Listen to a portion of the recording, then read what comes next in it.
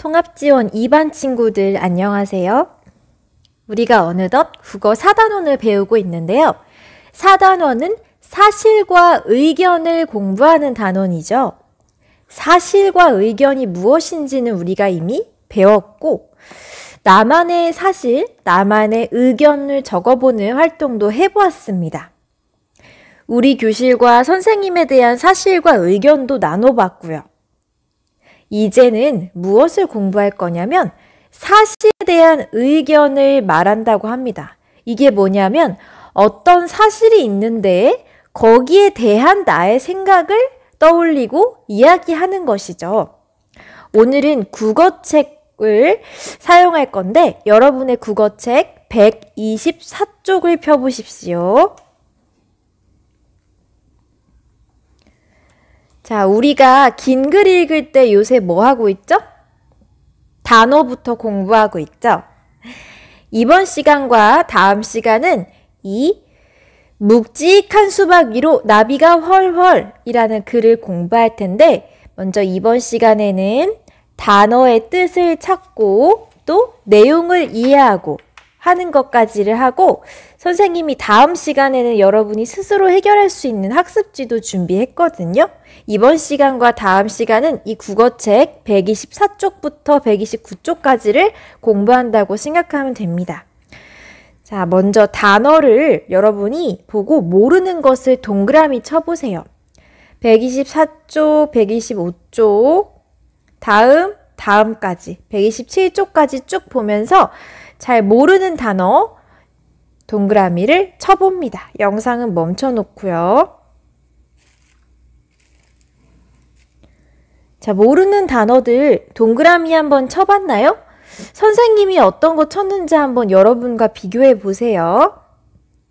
선생님은 병풍, 섬세한, 필체, 세련된, 구도 이렇게 뜻을 정확하게 알아보기 위해서 동그라미를 쳤고 선생님이 찾은 것 중에서 여러분이 찾은 것과 똑같은 게 있는지 없는지 확인을 해보고요.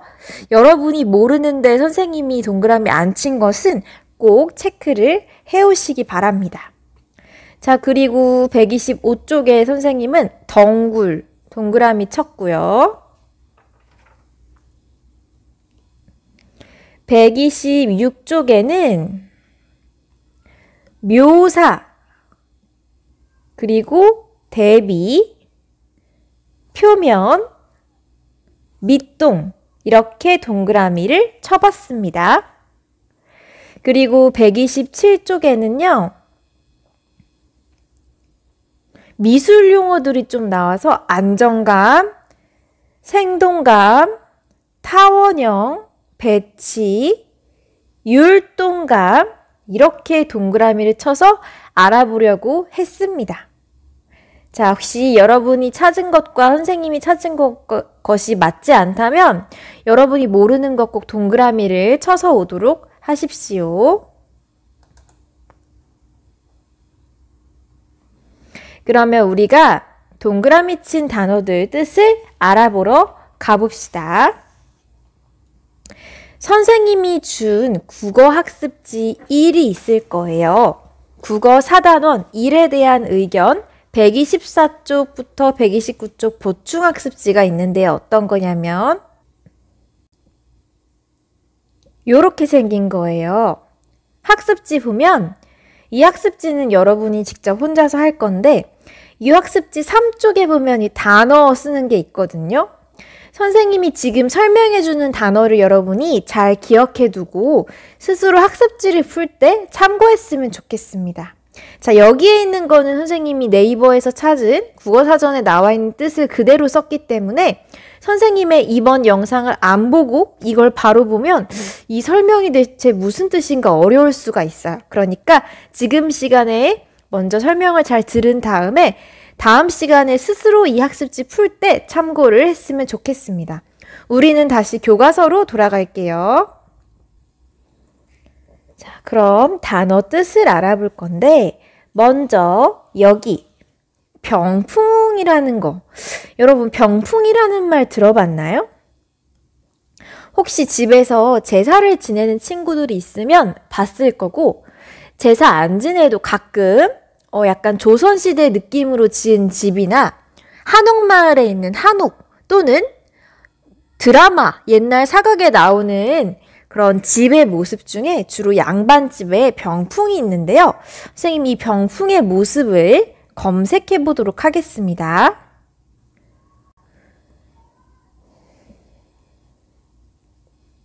병풍.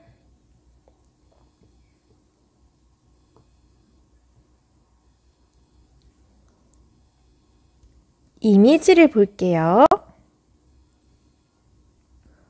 이렇게 생겼습니다. 병풍.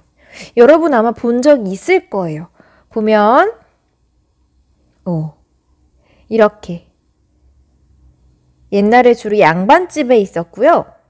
병풍에 이렇게 한자로 글씨가 써져 있기도 하고 아름다운 그림이 그려져 있기도 합니다. 그 당시에 유명했던 화가나 선비가 글을 쓰거나 그림을 그린 그 병풍은 그 당시에도 비싸게 사고 팔았고 지금도 엄청 그 가치가 높을 겁니다. 자, 이렇게 간단하게 된 병풍도 있고요. 네, 먹으로만 써서 색깔이 없는 이런 그림과 글로 된 병품도 있습니다. 또는 직접 실로 술을 놓아서 만든 병풍도 있어요.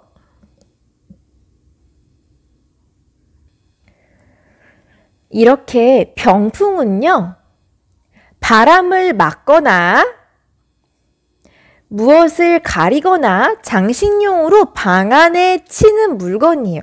자, 병풍이 이렇게 네모를 여기저기 이어놓은 것처럼 생겼죠. 자, 바람을 막아주기도 하고요.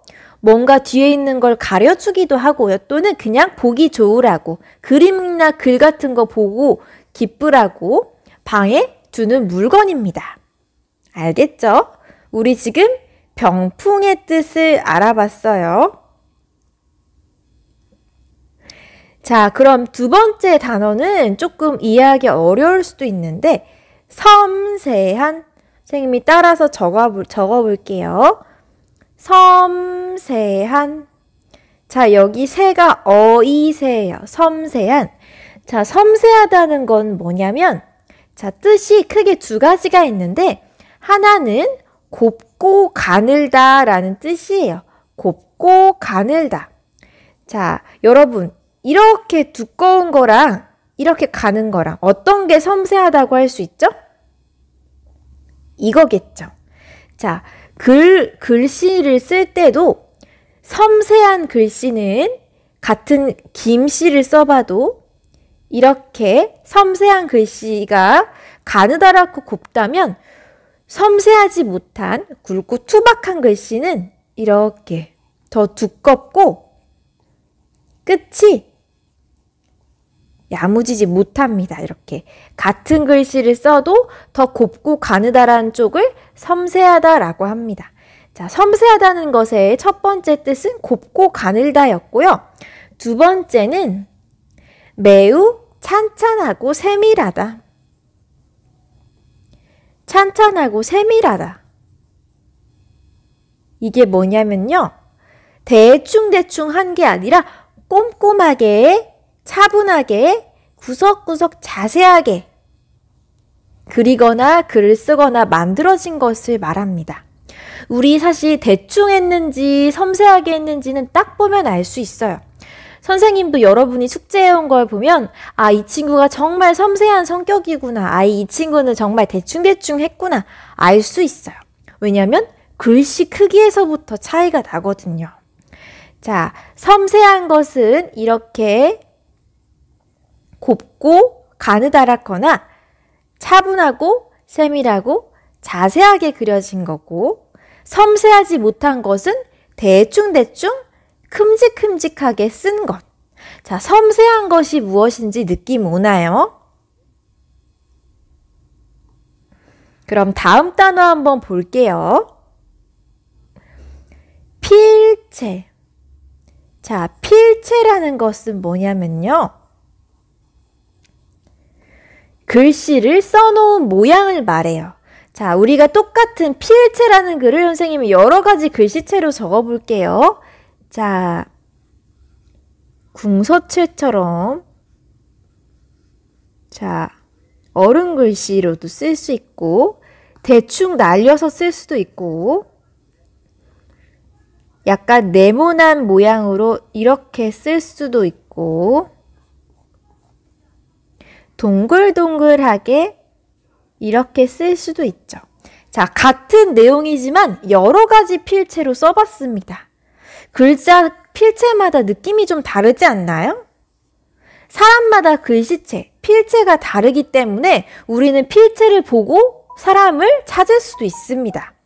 선생님도 여러 개의 글씨를 보고 선생님 엄마가 쓴 글씨인지 아빠가 쓴 글씨인지 아니면 여러분이 쓴 글씨인지 알아볼 수 있어요. 사람마다 필체가 좀 다르거든요. 필체라는 건 글씨를 써놓은 모양을 말합니다. 자, 그 다음 단어는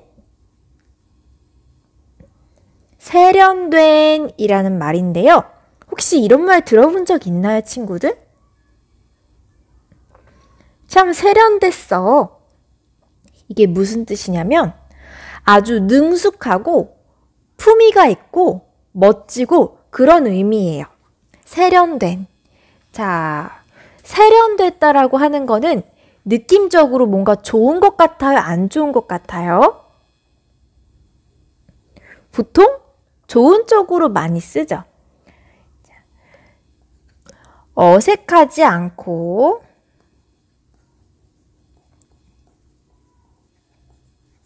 능숙한 거. 아주 처음 해보는 것 같지 않고 잘할 때도 능숙하다고 표현을 할 수 있고요.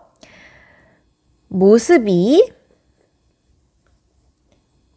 품위가 있다고. 자, 품위라는 말도 어렵죠.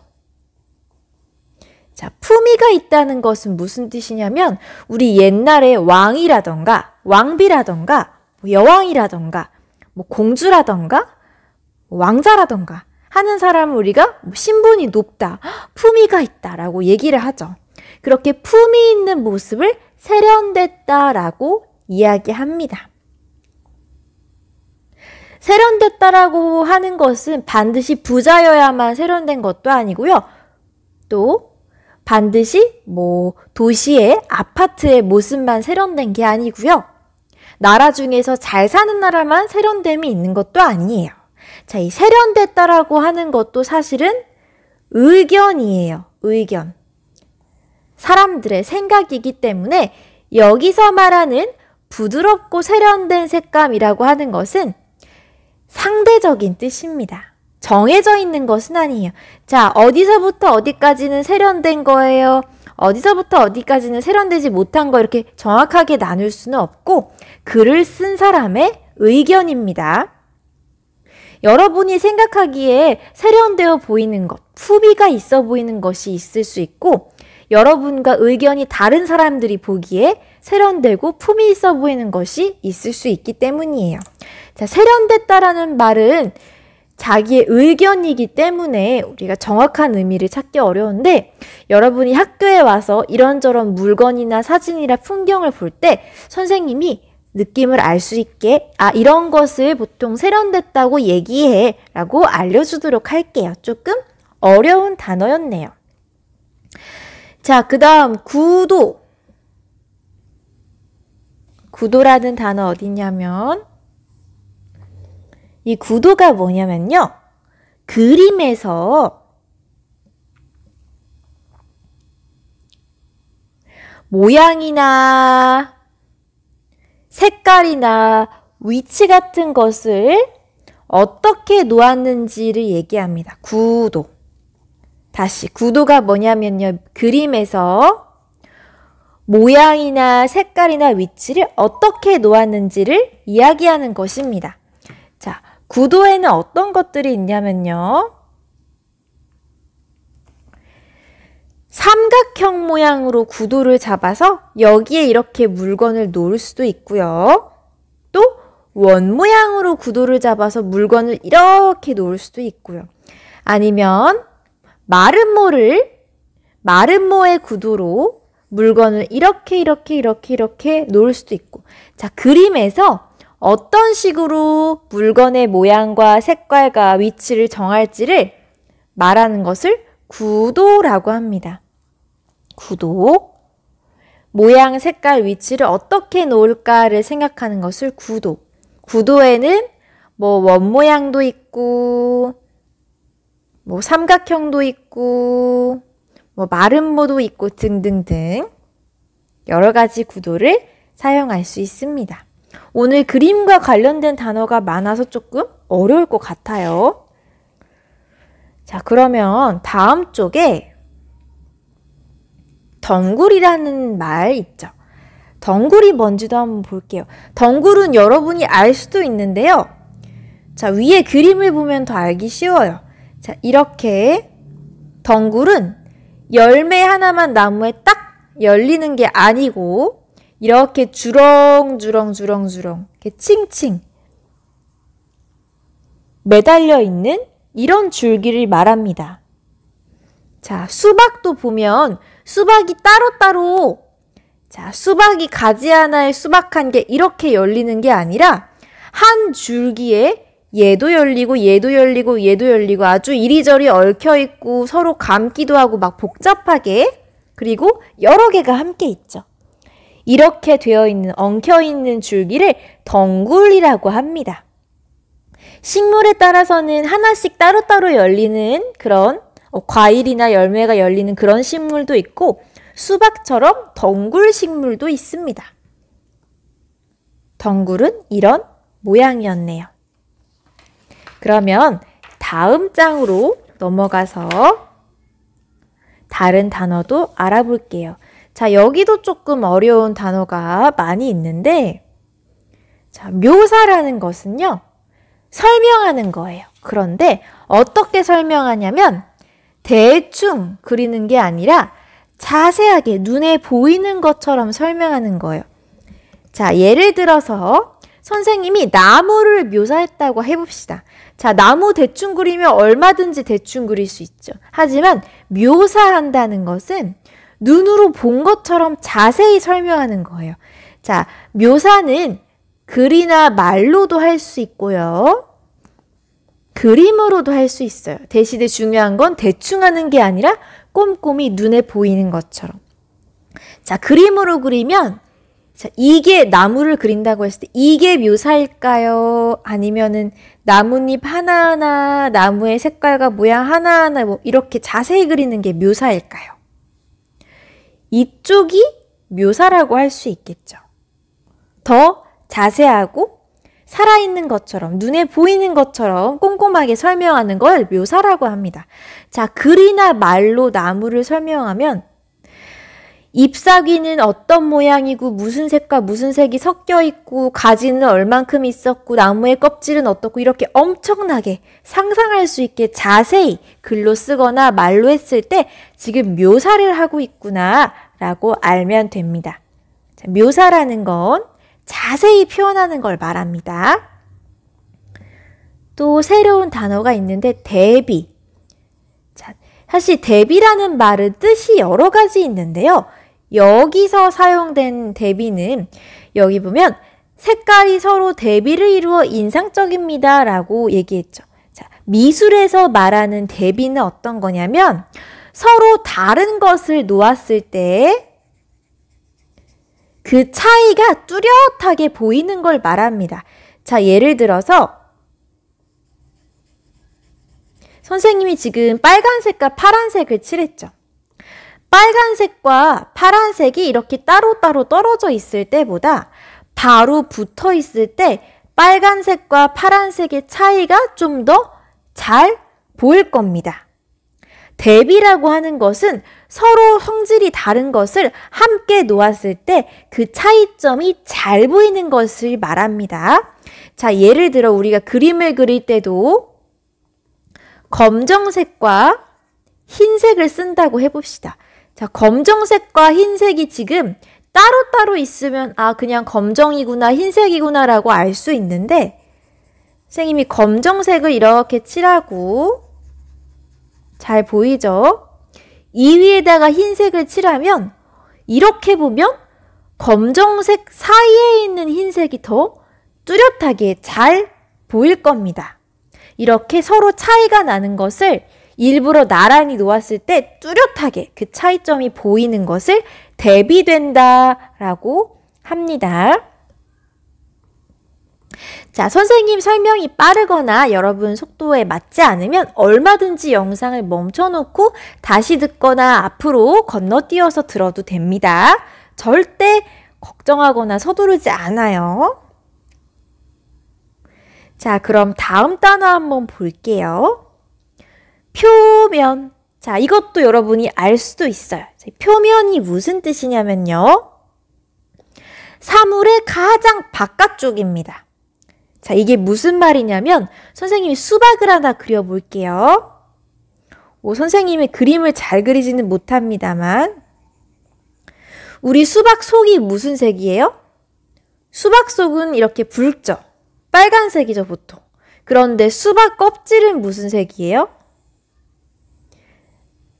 연두색이나 초록색인데 그 중에서도 요 붉은 속살이랑 가까운 쪽은 연두색이지만 겉으로 갈수록 진해지고 표면에 줄무늬도 이렇게 있죠.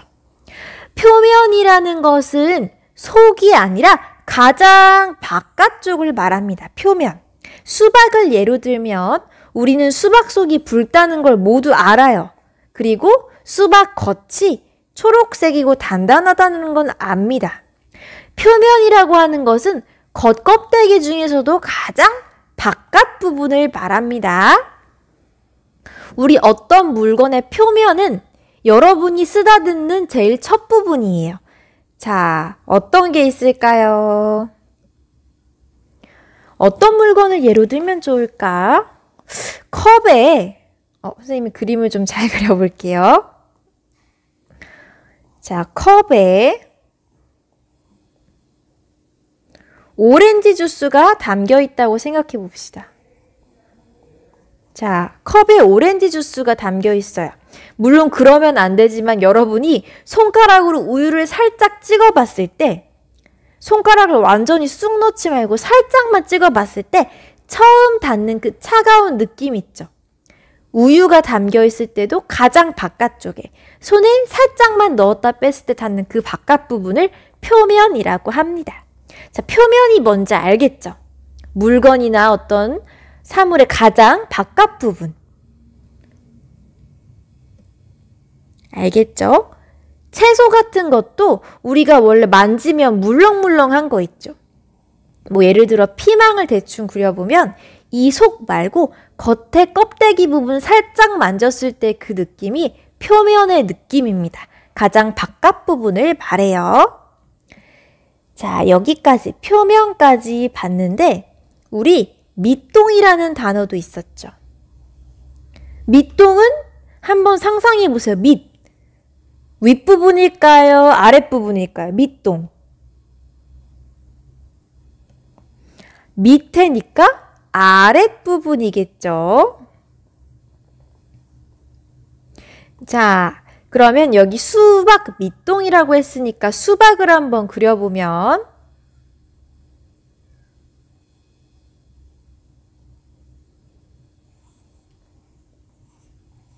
자, 수박을 그려보면 밑동이 어느 부분일까요?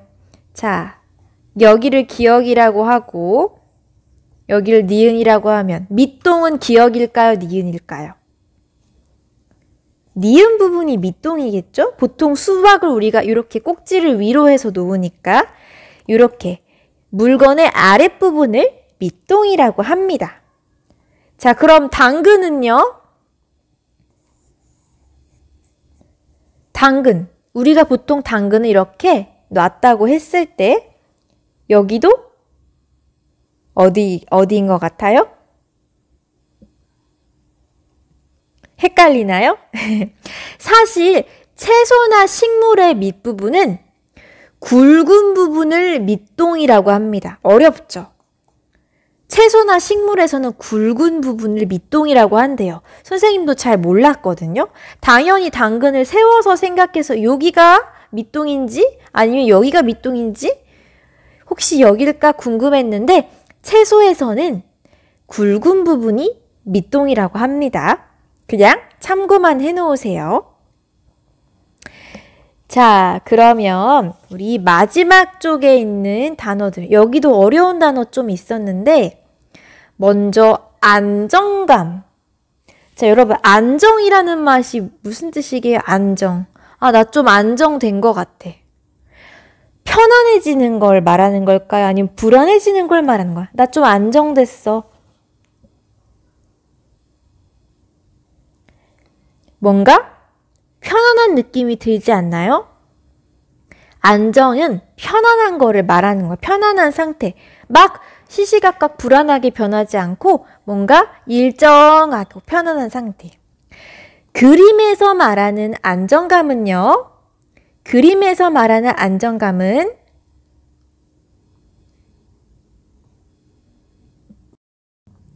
그림이 막 휙휙 바뀌거나 달라지지 않고 가만히 같은 상태를 유지한 느낌을 말합니다.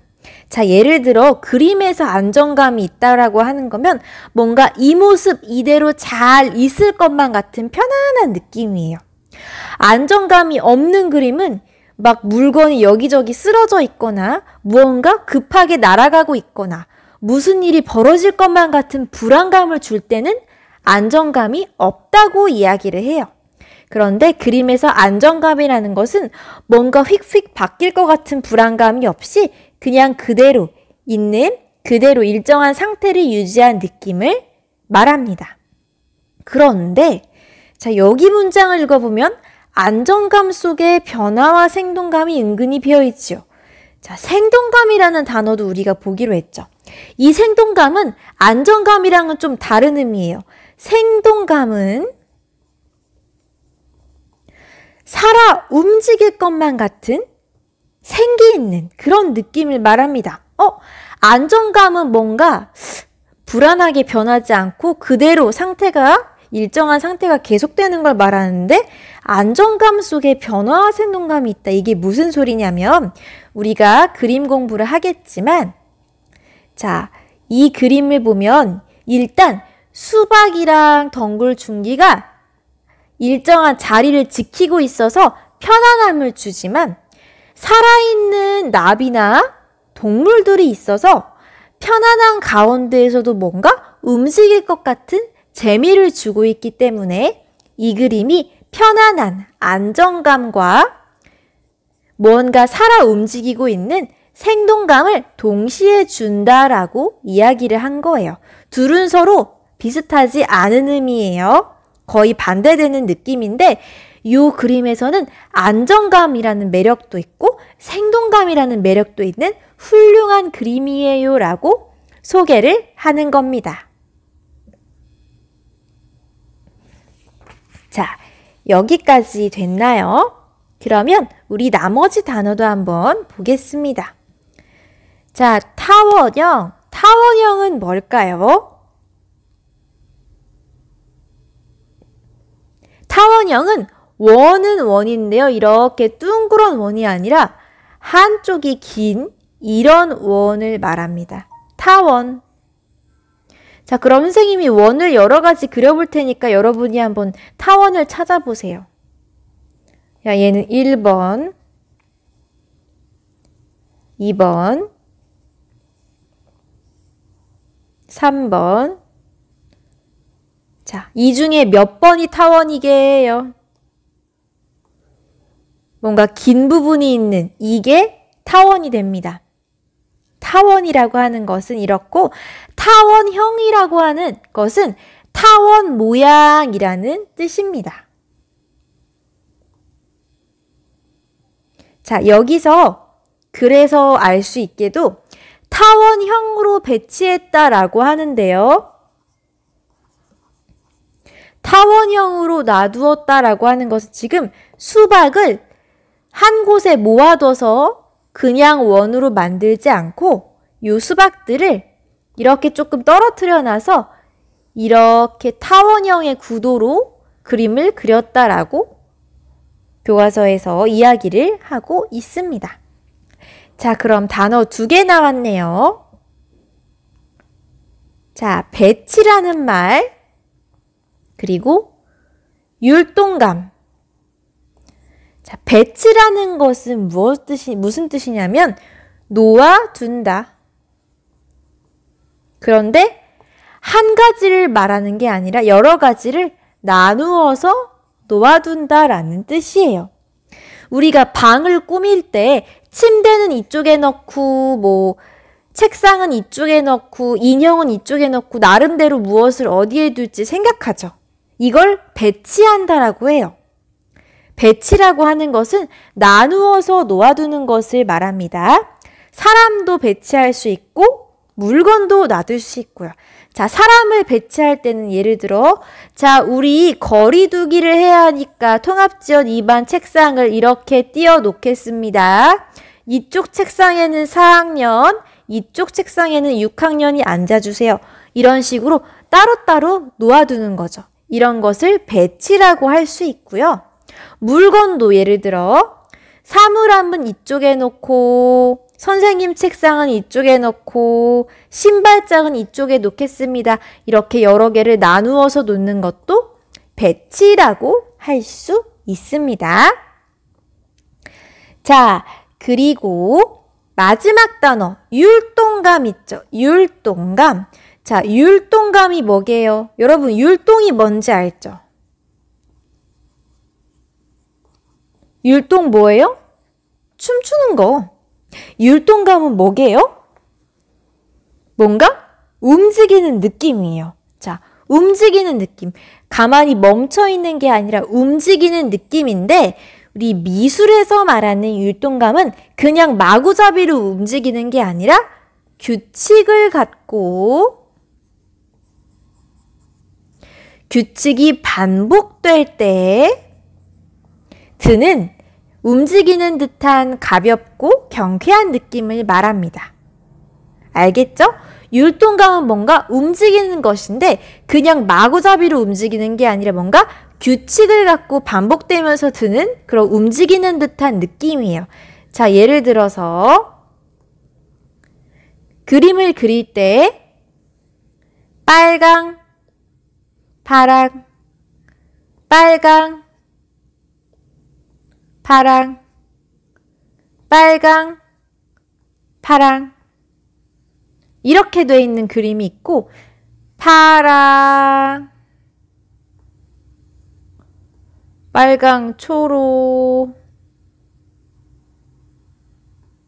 노랑 이렇게 반복될 때 지금 얘는 규칙이 없죠. 그냥 마구잡이로 그렸어요. 그런데 얘는 빨파, 빨파, 빨파 규칙을 갖고 규칙을 반복시켜서 그렸습니다. 이때 이렇게 규칙을 갖고 반복되는 그림은 빨파, 빨파, 빨파 같은 규칙이 반복되면서 움직이는 듯한 밝고 경쾌한 느낌을 준다라고 얘기합니다. 이런 느낌을 율동감이라고 해요. 자, 다시. 자, 율동감은 뭔가 움직이는 듯한 느낌인데 이게 마구잡이로 움직이는 게 아니라 규칙을 갖고 반복되면서 드는 그런 움직이는 듯한 느낌을 말합니다. 자, 선생님이 원래 이 124쪽 맞나요? 124쪽부터 127쪽, 그리고 120쪽, 128쪽, 129쪽을 첫 시간에는 단어 설명하고 내용 같이 읽고 두 번째 시간에는 학습지 위주로 수업을 준비했는데 단어를 설명하다 보니까 단어가 생각보다 어려워가지고 시간이 좀 많이 걸렸어요. 그래서 이번 시간에는 단어에 대해 공부하고 정리하는 것까지를 하고 다음 시간에 이 책의 내용을 함께 살펴보도록 하겠습니다. 알겠죠? 자, 그러면 이번 시간에 지금 단어 공부한 거랑 또 글의 내용 읽기 숙제 내줄게요. 첫 번째 숙제는 단어 뜻 복습하기. 어떻게 해요? 단어 뜻 복습하기? 내가 동그라미 쳤던 단어들 잘 기억하고 있는지 한번 되새겨보고 기억이 안 나면 이 영상을 다시 보거나 직접 검색하는 방법이 있겠죠?